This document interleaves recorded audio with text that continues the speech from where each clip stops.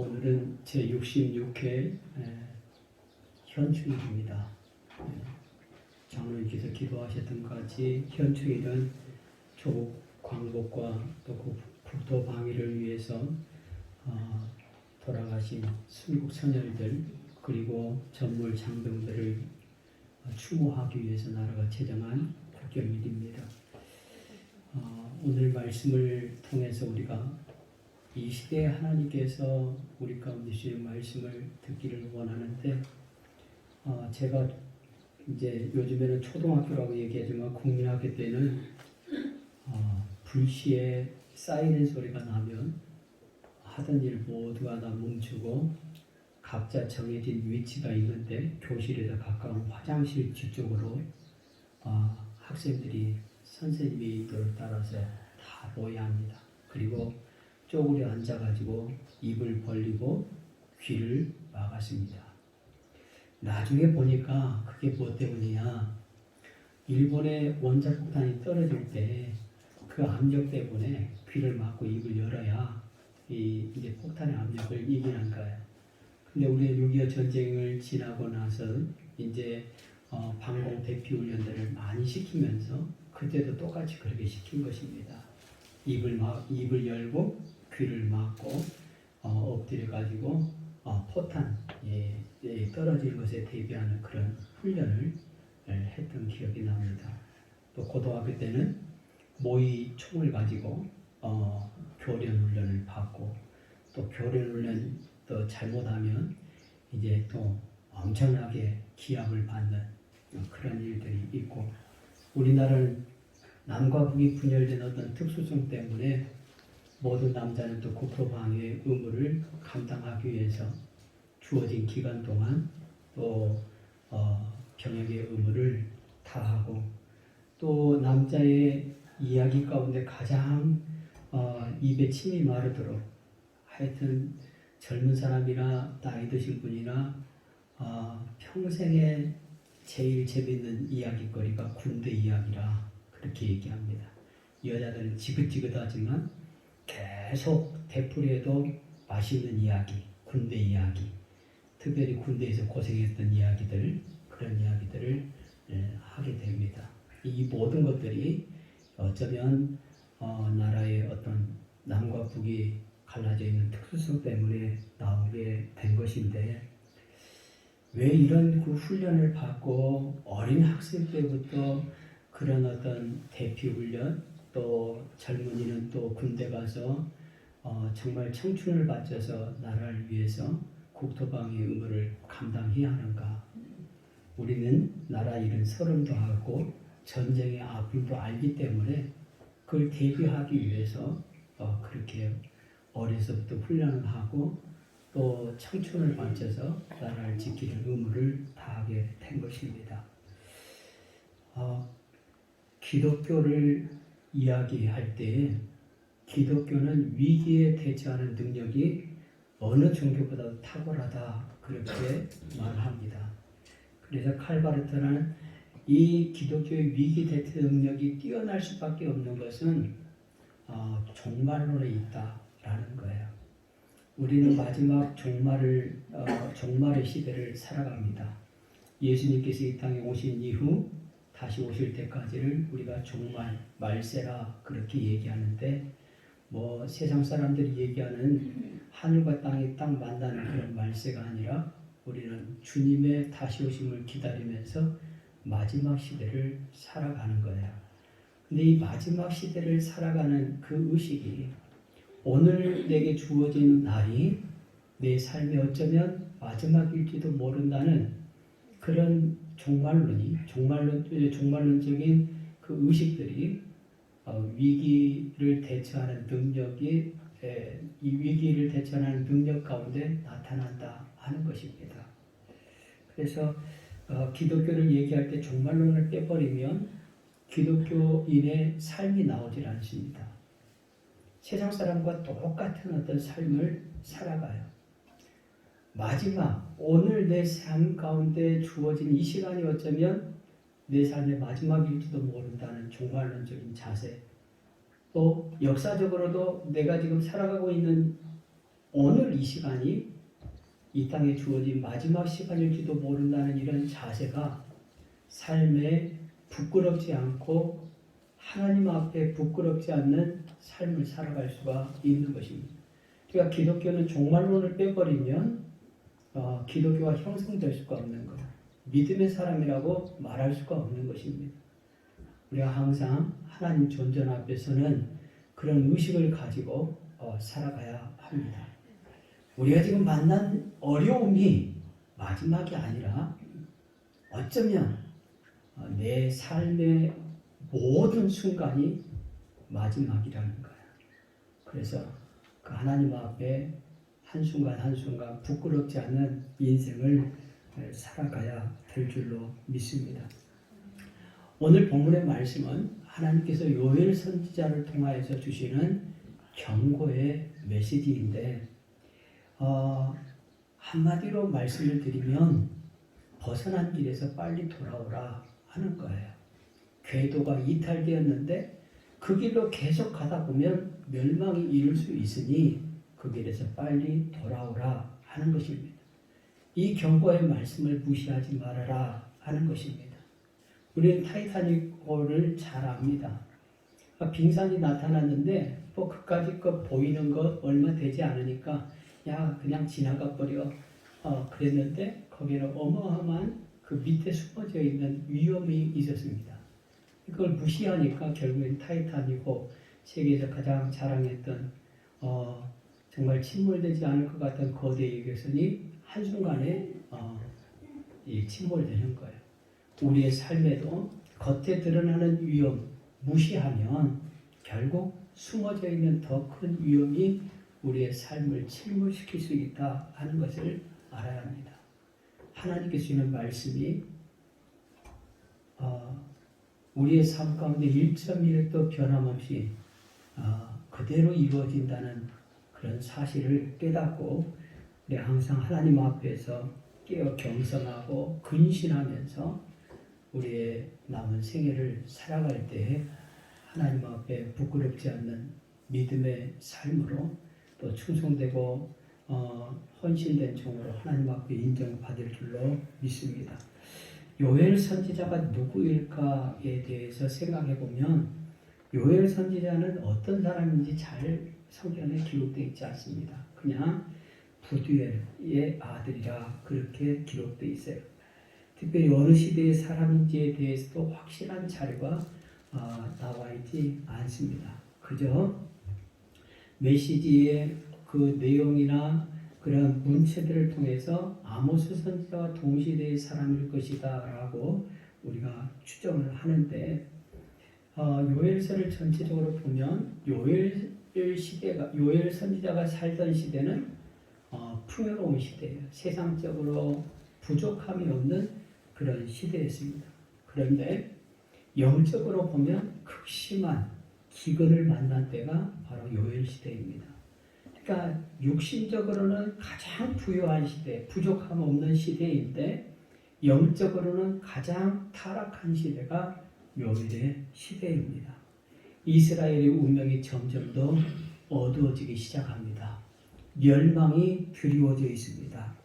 지금 이스라엘 백성들은 풍요를 누리고 이 풍요가 언제까지나 계속될 것 같이라고 생각을 하고 있는데 하나님은 그들 가운데 드리워져 있는 그림자를 보게 하시고 그 그림자 멸망을 대비하라 그렇게 말씀을 하고 있는 거예요. 하나님께서 요엘 선지자를 통하여서 주시는 말씀이 무엇입니까? 오늘 이 시대에 우리가 들어야 할 말씀이 무엇인가? 오늘 우리가 다시 하나님의 경고의 말씀을 듣기를 원하는데 첫 번째로는 여호와께 돌아오라 하는 말씀입니다.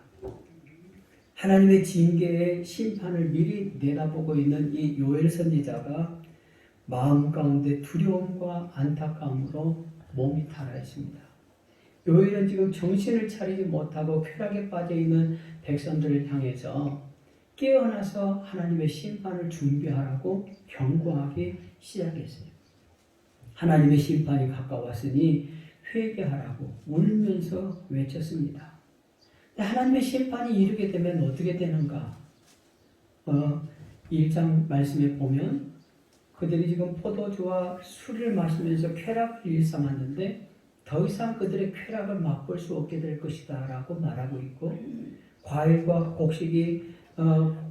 곡식을 재배하던 농민들은 메뚜기 떼가 몰려오는 재앙으로 애써지고 곡식들을 다 잃어버리게 될 것이고, 제사장들은 하나님께 드릴 재물이 없어서 슬퍼하게 될 것이다 라고 그렇게 경고하고 있어요.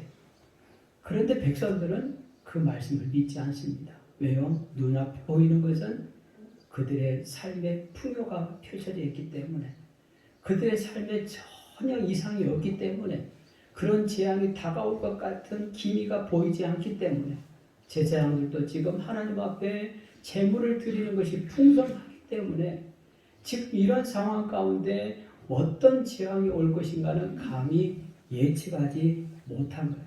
그래서 믿지 않았습니다. 아니, 들으려고도 하지 않았다 하는 거예요. 그저 그들에게 주어진 사치와 허영 가운데 흥청거렸습니다. 술집은 늘어나고 부정부패는 더 많아지고 사치와 낭비는 늘어만 갔습니다. 어쩌면 우리 시대와 흡사한 모습들을 가지고 있어요. 이제껏 우리는 대부분 정말 잘 살았고서 노력해가지고 우리 힘다해서 수고함으로 말미암아서 잘 살게 되었다라고 생각을 합니다. 극심한 가난을 벗어나서 정말 외국의 원조를 받으면서 6.25 전쟁 영화를 보면, 옛날 그 영화를 보면 꿀꿀이 죽을 먹으면서 먹을 것이 제대로 없어서 옛날 어른들이 맨날 얘기하는 것처럼 쑥뿌리 뜯어가지고 먹고 소나무 껍질 벗겨하고 그 먹다가 잘못하면 뒤에가 찢어질 정도로 그런 고통을 겪으면서 정말 한 끼 한 끼 먹을 것을 걱정하면서, 노래에도 나왔듯이 보릿고개 물 한 바가지 들이키면서 자식들한테는 나는 배부르다, 너희들은 많이 먹어라, 그랬던 그 극심한 가난을 경험했는데 어느 정도 잘 살고 되니까 그 옛날의 그 아픔들을 다 잊어버리는 거예요. 그러면서 그 많은 부들을 어떻게 했습니까? 다 세상의 쾌락을 위해서 사용한 거예요. 잘 먹고 잘 살고 잘 누리는데 사용한 거예요. 이 부가 주어진 이유를 알지 못하고 그저 내게 주어진 부를 나만의 부로, 나만의 재물로 생각하고 살았습니다. 어떻게 해서든지 남에게는 아픔이 되든지 말든지 간에 나만 잘 먹고 잘 살면 된다라고 생각을 했습니다. 그리고 우리 사회가 배금주의 사회가 돼버린 거예요. 황금 만능주의 사회가 돼버린 거예요. 어떻게든지 돈 있는 사람이 큰소리치는 사회가 된 거예요. 심지어는 교회 안에서도 마찬가지예요. 헌금 많이 하고 돈 많이 있는 사람이 교회에서도 믿음 여부를 떠나서 큰소리치는, 그리고 중직자로 세움받는 그런 일들이 일어납니다. 심지어 어떤 교회들은 중직자로 세움받으면 돈으로 흥정한다고 그래요. 그런 시대가 돼버렸어요. 교회 안에서조차도 믿음이라기보다는 세상의 원리를 따라서 움직이는 그런 일들이 비일비재하고 맙니다. 이런 타락된 모습을 우리가 가지고 있는 거예요. 근데 요엘 선지자 이런 타락된 그런 사회 가운데서 우리가 하나님 앞에 고침받을 수 있는 방법을 제시하는데, 그게 하나님 앞에 돌아가야 한다 하는 거예요. 제가 계속 얘기하지만 처음부터 다시 시작하다. 기본으로 다시 돌아가자. 아드폰테스, 기본으로 돌아가야 한다. 다시 시작하자 하는 거예요. 요엘 선지자가 얘기한 것입니다. 우리가 지금 이렇게 흥청망청할 때가 아니라 기본으로 돌아가야 한다. 하나님 앞에 돌아가야 한다. 우리 다시 시작해야 한다 하는 것입니다. 하나님의 창조의 질서에 돌아가는 것. 이 세상 모든 것이 하나님의 것이 아닌 것이 없는데 마치 내 것인 양 착각하면서 살아왔던 거 다 내려놓고 하나님 앞에 돌아가자 하는 것입니다. 왜 하나님께서 이스라엘 백성들을 심판하십니까? 그건 다른 것이 아닙니다. 계속 잘못된 길로 가기 때문에 하나님은 새판 짜기 위해서 심판하세요. 하나님 왜 우리 가운데 징계하십니까? 다른 것이 아닙니다. 마음이 아프지만 너무나 잘못된 길을 가고 있는 거예요. 기본에서 너무 떨어져 있습니다. 이대로 가다 보면 멸망합니다. 그래서 하나님께서는 심판하세요. 징계하세요. 돌아오라는 것입니다. 기본으로 돌아오라 그렇게 말씀하고 있는 거예요. 그래서 노아 시대에 물로 심판하고 그리고 소돔과 고모라는 불로 심판하신 거예요. 그러나 하나님의 원래 마음은 재앙이 있는 것이 아닙니다. 12절 14절 말씀에 보면 여호와의 말씀에 너희는 이제라도 금식하고 울며 애통하고 마음을 다하여 내게로 돌아오라 하셨나니 너희는 옷을 찢지 말고 마음을 찢고 너희 하나님 여호와께로 돌아올지어다. 그는 은혜로우시며 자비로우시며 노하기를 더디하시며 인애가 크시사 뜻을 돌이켜 재앙을 내리지 아니하시나니 주께서 혹시 마음과 뜻을 돌이키시고 그 뒤에 복을 내리사 너희 하나님 여호와께 소제와 전제를 드리게 하지 아니하셨는지 누가 알겠느냐 하는 것입니다. 하나님의 원래 뜻은 그들에 대한 징계가 아니에요. 심판이 아니에요. 하나님은 그들이 하나님 앞에 돌아오기를 원하십니다. 그러니까 심판을 피할 수 있는 것은 하나님께 돌아가는 것입니다. 진정한 마음으로 회개하고 여호와께 돌아와 긍휼과 자비를 구하는 것입니다. 진정한 기도, 믿음으로 드리는 기도에 역사하는 힘이 많은데 심판이 정해졌던 도시 니느웨가 왕부터 시작해서 짐승에 이르기까지 회개하면서 하나님 앞에 돌아올 때 그들의 심판이 면해진 것입니다. 죽게 되었던 히스기야가 15년의 생명을 연장받은 것도 믿음으로 하나님 앞에 기도했기 때문에 그랬던 것입니다. 오늘 우리가 정말 이 시대에 교회 또 성도들 가운데 허락하신 사명은 기도의 사명이에요. 하나님의 은혜와 긍휼과 자비를 구해야 할 때다 하는 것입니다. 정말 믿음의 사람들이 두려운 마음을 가지고 하나님 앞에 서야 한다는 거예요. 우리는 이제까지 선교 한국을 얘기하면서 정말 우리나라와 유대인들의 어떤 비슷한 면들을 얘기하면서 하나님께서 정말 마지막 시대를 위하여서 우리 한국 민족을 택하셨다라고 그렇게 자신만만하게 세계 열방 가운데 얘기했습니다. 그리고 교회의 그 성장과 부흥을 통해서 마지막 시대는 한국을 통해서 일하신다라고 자신만만하게 얘기했습니다. 자긍심을 갖는 것은 중요하지만 그런 자긍심으로 끝나버리면 안 되는 거예요. 우리는 교회 부흥을 얘기하고 성장을 얘기하는데 부흥과 성장을 통해서 하나님께서 진정으로 이 나라, 이 민족 그리고 교회에 원하시는 일이 무엇인가는 생각하지 못한 거예요. 그렇기 때문에 지금 세상으로부터 손가락질 받는 거예요. 몸집은 큰데 부흥은 되고 성장은 되었는데 전혀 알맹이 없는 부흥이었어요. 알맹이 없는 성장이었어요.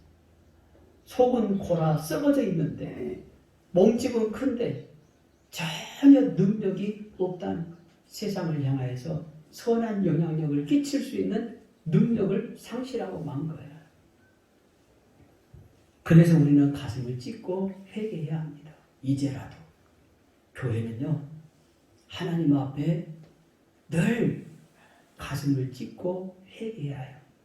그래야 하나님 앞에 쓰임 받을 수가 있는 것입니다. 영적인 위기를 깨닫고 깊이 하나님 앞에 돌아가야 합니다. 코로나19를 맞이해서 저뿐만 아니라 우리 한국교회 많은 목회자들이 기도해야 한다라고 얘기했습니다. 그리고 기도에 또 많은 관심을 가지고 정말 어쩌면 1907년도 대부흥을 외친 것보다도 이런 위기 때 정말 한국교회의 존폐 앞에서 존폐 위기 앞에서 깨어 기도해야 한다라고 얘기했어요. 저도 우리 교회에 기도해야 한다라고 여러 번 말씀을 드렸습니다. 여러분 얼마나 기도하셨습니까? 개인의 어려움과 위기가 아니라 정말 이 땅의 위기예요. 인류의 위기예요. 나는 지금 아무런 어려움이 없기 때문에, 내 자식이나 내 건강에 어려움이 없기 때문에 기도하지 아니하고 하나님 앞에 깨어있지 아니하고 그저 내게 주어진 하루하루를 근근히 살아가는 그런 모습을 가지고는 하나님 앞에 성도로 쓰임받을 수가 없습니다. 시대적인 사명을 깨닫고 기도해야 합니다. 기도하지 못한 것에 대해서 부끄러워하고 안타까워해야 합니다. 두 번째로는 나팔을 불어라 말씀합니다. 첫째는 하나님 앞에 돌아오면 산다고, 기도해야 한다고 말했던 요엘 선지자를 통해서 하나님께서 두 번째로 말씀하신 것은 모든 사람들이 듣도록 나팔을 불어라 하는 거예요. 15절에 너희는 시온에서 나팔을 불어 거룩한 금식일을 정하고 성회를 소집하라, 그렇게 말합니다. 이것은 개인의 어떤 각성에서 끝나는 것이 아니라 민족 전체를 향한 도전입니다. 공동체 전체를 향한 외침입니다. 교회가 주어진 사명이 무엇입니까? 교세를 뽐내는 것이 아닙니다. 재정을 자랑하는 것이 아닙니다. 교회 잘 짓는 것 아닙니다. 교회의 사명은요, 세상을 향해서 하나님의 말씀으로 예언하는 것. 성도들의 사명은 무엇입니까? 성도들의 사명은 삶으로 세상을 향해서 예언하는 것입니다. 내가 11조로 얼마를 드리고 또 내가 하나님 앞에 받은 바 복이 얼마가 그거 자랑하는 것이 아닙니다. 우리의 삶으로 말씀을 살아내고 말씀 앞에 견디는 우리의 삶으로 세상을 향해서 예언하는 것이 성도들의 사명이에요. 우리 한국교회가 5만이 넘는다고 얘기해요. 이제 몇 년 전만 해도 교육자가 10만이 안 된다고 하는데 교육자가 10만이 넘었습니다.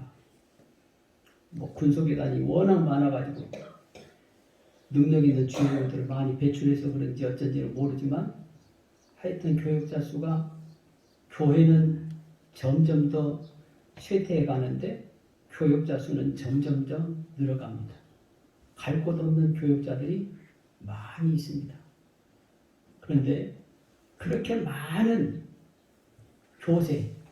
많은 교회, 어떤 분이 그렇게 얘기했더라고요.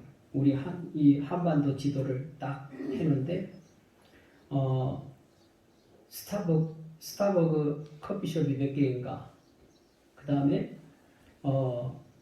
우리나라 치킨집이 몇 개인가, 그리고 우리나라 교회가 몇 개인가. 근데 놀라운 것은 스타벅스보다도 훨씬 더 많은 치킨집이 있었고, 치킨집이 전 세계 스타벅스 체인점보다 더 많다는 거예요. 그런데 그 많은 치킨집보다 더 많은 것이 한국 교회라는 거예요. 그러니까 한반도를 딱 해놨는데 전부 다 빨간색이에요. 빨간색 아닌 데는 우리 같이 산골들 빼놓고, 도시 같은 경우는 빨간색이 진해서 그냥 피색이 될 정도로 2중, 3중으로 막 빨간색을 찍으니까 엄청나게 많다는 거예요. 그런데 그런 교세를 자랑하는 한국 교회가 과연 세상을 향하여서는 어떤 영향력을 끼치고 있는가 하는 거예요. 세상을 향하여서 과연 우리는 무엇으로 하나님의 백성임을 말하고 이 시대를 향한 하나님의 뜻을 무엇으로 대언하고 있는가 하는 것입니다. 성도들의 모습을 보면 성도들의 모습 가운데 살아계신 하나님의 역사하심이, 하나님의 모습이 보여야 하는데 성도들의 모습 가운데 살아계신 하나님의 모습이 보이지 않는 거예요. 그러니 세상 사람들이 볼 때 세상 사람이나 안 믿는 나나, 아니 추악하고 더러운 죄 가운데 있는 나나 예수 믿고 거룩하다고 하는 교인들이나 다를 바 없다라고 얘기하는 거예요. 그러니 옛날 우리나라 초대교회만 해도요, 변화된 모습을 통하여서 정말 저 사람이 무엇 때문에 교회 가더니 저렇게 변했는가 하고 교회에 왔어요. 초대교회사를 보면 근데 지금은 그런 궁금증이 생기지 않습니다. 저 사람은 교회 다닌다는데 어쩌면 저렇게 생활할까? 온갖 세상의 비리 가운데 교인들의 모습이 다 있는 거예요. 다 연루가 되어 있어요. 왜요? 그들의 삶의 모습 가운데 하나님을 두려워하는 모습이 없다는 것입니다. 하나님을 두려워하는 모습이 없어요. 교회에서는 거룩하게 예배하는데 세상 가운데서는 그 거룩한 모습을 상실하고 살아갑니다. 그래서 이 시대에 세상을 향하여서 나팔을 불어야 해요. 나팔을 불어서 예언해야 합니다. 깨어 일어나라고 구석구석 외쳐야 합니다. 무엇으로요? 나팔로. 그 나팔이 무엇입니까? 오늘 하나님의 말씀이요 우리의 삶이에요. 15절 16절 말씀에 보면 너희는 시온에서 나팔을 불어 거룩한 금식일을 정하고 성회를 소집하라. 백성을 모아 그 모임을 거룩하게 하고 장로들을 모으며 어린이와 젖먹는 자를 모으며 신랑을 그 방에서 나오게 하며 신부도 그 신방에서 나오게 하라. 그렇게 얘기합니다. 세상의 쾌락의 자리에서 다 나오라는 거예요. 향락의 자리에서, 유흥의 자리에서, 죄악의 자리에서 나오게 해야 한다라고 그렇게 말하고 있어요. 이 시대에는 니느웨 시대 사람들처럼 좌우를 분별하지 못하는 사람들이 많이 있습니다. 그들 가운데 하나님의 시간표를 알려줘야 할 사명이 바로 교회에 있어요. 성도들 가운데 있다는 거예요. 그런데 과연 성도들은 그것을 알고 있는가 하는 거예요. 하나님의 시간표를. 이 시대를 향한 하나님의 마음을 알고 있는가 하는 것입니다. 성도들도 하나님의 마음을 알지 못해요. 하나님의 시간표를 알지 못해요. 하나님의 시간표에 관심도 없습니다. 잘못하면 뒷북치기 쉬워요. 버스 떠난 뒤에 손들기 쉬워요. 요 전에 어떤 인강장에 보니까 할머니가 학교를 다니시더라고요. 그런데 학교를 가는데 학교 통학버스가 고장이 나가지고 차가 못 온대요. 버스가 이제 맨날 다니니까 버스 타고 가겠다라고 생각했는데 버스를 안 타고 다니니까 버스 시간표도 몰라요. 가서 보니까 버스는 이미 떠나버려요. 시간표를 알고 있어야 하는데 시간표를 모르니까 버스 떠난 뒤에 정류장 나가서 가만히 서 있으면 누가 버스가 옵니까?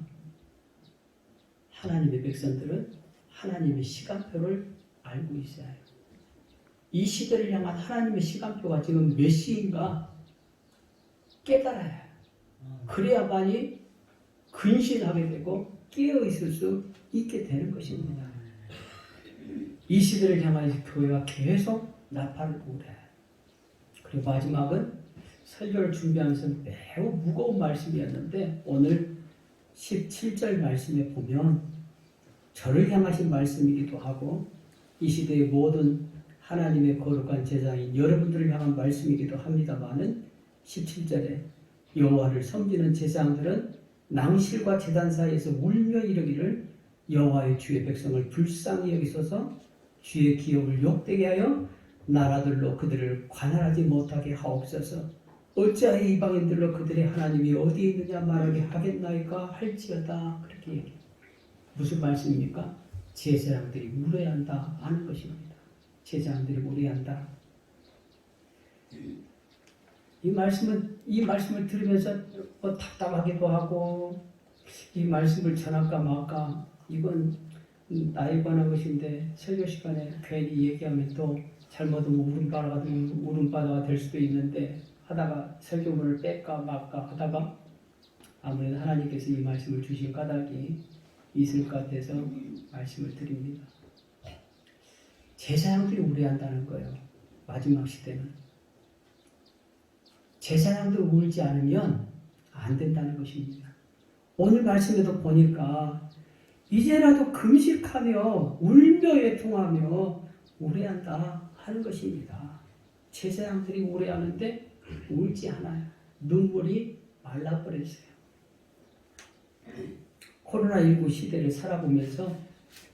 제가 언젠가 말씀드렸는데 목회하면서 너무너무 힘들었습니다. 야, 목회를 그만둬야 할까 하는 생각도 해봤어요. 이렇게 힘든 시대에 목회하는 사람들은 얼마나 대단한 사람인가.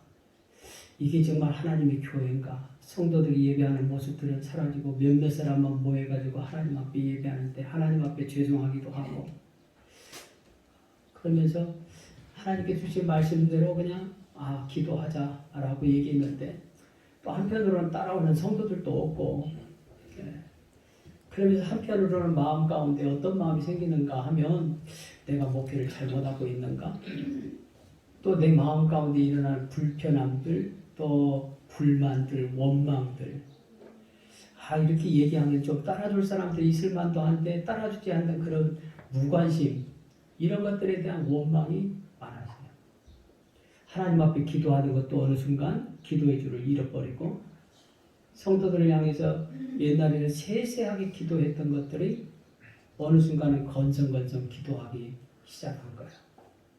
기도가 진지함이 없어져 버렸어요. 그리고 삶에 여러분들도 어쩌면 코로나 시대를 겪으면서 그랬는지는 모르지만은 그 삶의 어떤 만족하지 못하는 원망과 불평들이 마음 가운데 많이 일어났습니다. 그러면서 하나님 앞에 열심히 하지 못한 여러 가지 이유들, 하나님의 일을 감당하지 못한 것에 대한 그 자기 합리화, 이런 것들이 많이 생기게 된 거예요. 그래, 시대가 어려우니까, 그래, 형편이 이러니까, 어쩔 수 없으니까. 언젠가 설교했듯이 어쩔 수 없잖아. 지금 이런 상황 가운데서 이렇게 자기 합리화를 시키는 일들이 많았다는 거예요. 그래서 울지 못한 거예요. 기도하지 못한 거예요. 열심하지 못한 것입니다. 근데 하나님은 뭐라고 말씀하시는가 하면 백성들을 향하여서 기도하라, 나팔을 불어라, 그걸로 끝나지 않아요. 제일 중요한 것은 제사장들이 울어라, 그렇게 얘기해요. 제사장들이 울어라. 울지 않으면 안 된다는 거예요. 백성들을 위해서 울어야 하고, 민족을 위해서 울어야 하고, 공동체를 위해서 울어야 한다는 것입니다. 그래야만이 이 땅에 회복의 역사가 있게 된 거예요. 여러분, 목사에게만 주어진 말씀이 아니라 우리에게도 주어진 말씀이에요. 우리는 거룩한 제사장이기 때문에 하나님 앞에 울 수 있기를 바랍니다. 여러분들의 눈에서 눈물이 나기를 바랍니다. 메마른 그 눈물들, 옛날에는 하나님 앞에 기도하면서 울기도 하고 매달리기도 하고 처절하게 눈물 콧물 빠뜨리면서 그렇게 기도했던 것들을 회복해야 한다는 거예요. 그 회복이 안 되면 교회는 소망이 없어요. 번듯한 그 교회 안에서 많은 숫자의 사람들이 하나님 앞에 예배하는 것으로 이 시대의 교회의 사명을 다할 수 있는 것이 아닙니다. 옛날 우리 믿음의 선배들이 그랬던 것 같이 정말 열악한 환경 가운데서도 눈물 콧물 빠뜨리면서 처절하게 하나님 앞에 매달렸던 그 현장들을 회복하지 않으면 더 이상 소망이 없어요. 우리의 삶이 회복되질 않아요. 기도할 수 있기를 바랍니다. 나팔을 불 수 있기를 바랍니다.